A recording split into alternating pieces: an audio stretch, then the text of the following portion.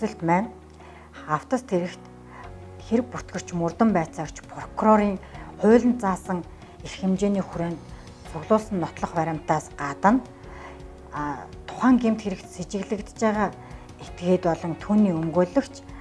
хохирсон этгээд болон түүний өмгөөлөгч нарын гаргаж байгаа нотлох баримтыг хавтас тэрэгт нэмж баримтжуулах энэ ажиллагааг хэлж байгаа. Энэ ямар ач холбогдолтой вэ гэх юм бол тухайн гэмт хэрэг болсон эсвэл болоогүй гэдгийг зайлшгүй нотлох ач холбогдол бүхий баримтыг хавтас тэрэгт хийснээр тухайн хэрэг шийдвэрлэгдэхэд гол нөлөө үзүүлж, өөрөөр хэлбэл шударгаар бүх талаас нь бүрэн дүүрэн үнэн зөв хуулийн дагуу шийдэж хэн нэгнийг хэлмэгдүүлэлгүй аль болох үнэн зөв шийдэхэд чухал нөлөө үзүүлэх баримтыг заавал хавсрах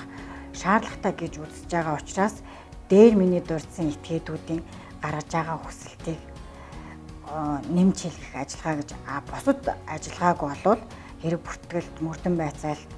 прокурорын шатанд хэрэг бүртгэгч, мөрдөн байцаагч, прокурор нар өөрсдөө цуглуулж хавтас тэргийг бүрдүүлэх эрх болон үүрэгтэй байдаг. Ийм онцлог ажиллагаа байгаа.